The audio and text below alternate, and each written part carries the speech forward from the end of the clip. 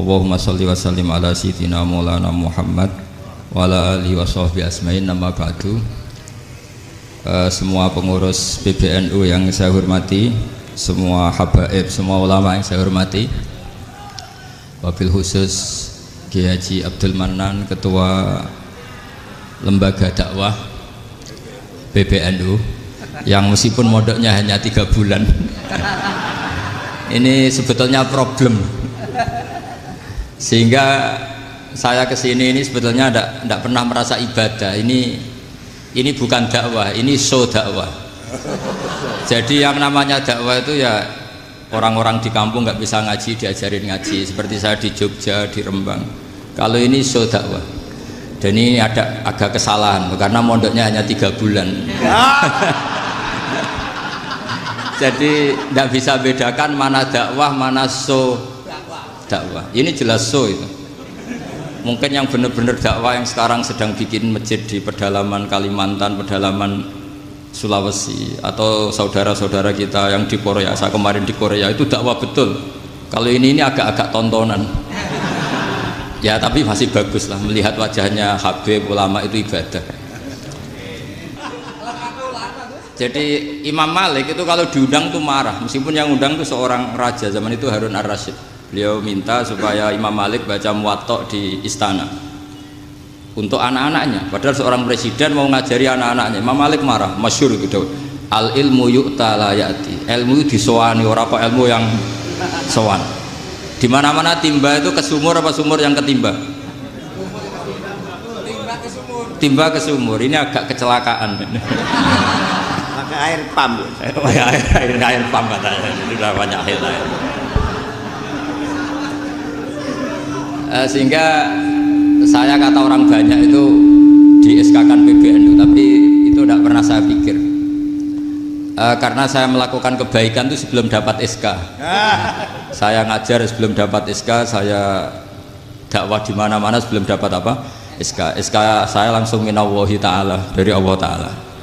Jadi kalau PBNU niatnya ikrar bahwa orang yang sudah manfaat diangkat, itu saya terima. Tapi kalau merasa ngangkat saya, tak lawan di pengadilan ini.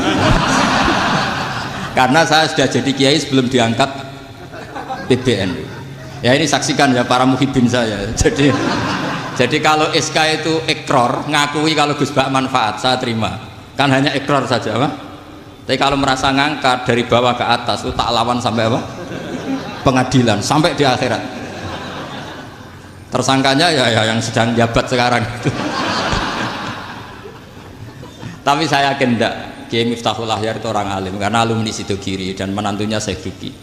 Di antara gurunya itu pernah mbah mertua saya, karena istri saya orang Sidogiri. Beliau juga besanan sama keluarga Lasem, saya ini Durbiah Lasem. Pak Said Akil juga orang alim, mbah-mbahnya juga orang alim. Baru kemarin nyocokkan nasab sama saya. Buyut-buyutnya beliau itu adik buyut saya, pernah cocokkan sama saya. Gus, saya sama saya tua mana? Tua saya, buyut kamu adik buyut saya, kata saya gitu. Tapi saya tetap hormat sama beliau karena ya pernah sepuh umurnya setidaknya. Jadi saya ulang lagi, ngaji seperti ini itu sebetulnya lebih ke show, pertunjukan. Supaya pertunjukan ini tidak dosa, saya isi ngaji betulan. Tapi jangan diulang. Karena biasa ngaji rutin. Saya di Jogja tafsir Jalalain sudah juz 23. Pernah khatam hikam. Sekarang Nashihul Ibad separuh. Saya ngaji di Sidogiri Itkon, di Sarang Balaghatul Quran, di Hajen Lubul Usul. Tapi sarahnya yang Thariqatul Husul, sarahnya Mbah Sahal Mahfud. Jadi baru di sini ngaji bersaing sama orang yang mondok berapa? 3 bulan. Ini masalah. Masalah. Nggak boleh mondok itu harus buat tulis zaman. Tapi ya tidak apa-apa, mungkin laduni ya. Jadi kalau mondok cepet itu kemungkinannya apa? Laduni. Begini, tapi saya tertarik apa yang dikatakan Kiai Haji Abdul Manan tadi, menyangkut kalimat tauhid. Saya ngaji di mana-mana bilang, kalau ngaji itu yang tahqiq itu detail. Detail itu bahasa Arabnya tahqiq. Jadi kita misalnya berpikir secara jernih, orang yang kafir 70 tahun itu pasti menjadi muslim karena melafadzkan la ilaha ilaha illallah. Dan itu bi ijma'il ulama. Semua ulama mengatakan demikian. Saya ulang lagi, itu bi ijma'il ulama. Karena mansus di Quran ada ayat qulil ladzina kafaru iyantahu yughfar lahum ma qad salaf. Kalau orang yang kafir 70 tahun bisa dihilangkan kekafirannya hanya dengan kalimat la ilaha illallah Muhammadur Rasulullah. Berarti kalimat ini statusnya apa? Penghilang kekafiran. Apa? Penghilang kekafiran. Lalu ada kelompok yang mengatakan gara-gara kalimat la ilaha illallah dan pegang patok nisan itu orang menjadi kafir. Ini kan jadi paradok. Lafat yang kita statuskan sebagai penghilang kekafiran dengan lafat yang sama orang menjadi kafir. Itu nggak ketemu nalar. Mbok nalar paling apapun tetap nggak ketemu. Kecuali tadi ya dalilnya pokoknya ngotot tadi. Itu memang kacau itu. Tapi alhamdulillah mereka insya Allah ya sadar. Kamu jangan bayangkan mereka tidak sadar terus, berarti kamu doanya jelek. Bisa saja mereka sudah ingin sadar, berhubung digojlok ini terus gak jadi sadar. Jadi jangan-jangan salah kita karena sering gojlok sehingga yang mau sadar jadi tidak apa? Nggak sadar. Saya tadi jam 10 sampai setengah 2 masih ngajar di pondok saya ngajar tafsir. Masih di Rembang sana saya. Terus saya ke Semarang, Delalah Muyassar. Ya mungkin agak-agak keramat, jadi tetap jam 3:4 saya bisa ketemu Habib Umar Hafid. Saya beberapa menit ya diskusi tentang manhaj beliau. Dan kebetulan saya sering belajar kitab beliau sama alumni-alumni Darul Mustafa. Meskipun saya tidak pernah ke sana, tapi saya tahu betul mazhab beliau. Karena al-arwah junudun apa? Mujannada. Begini, saya sering dingetikani Mbah Mun, politik tidak jelas itu bagian dari kejelasan. Ini yang perlu dicatat. Jadi politik tidak jelas itu bagian dari apa? Kejelasan.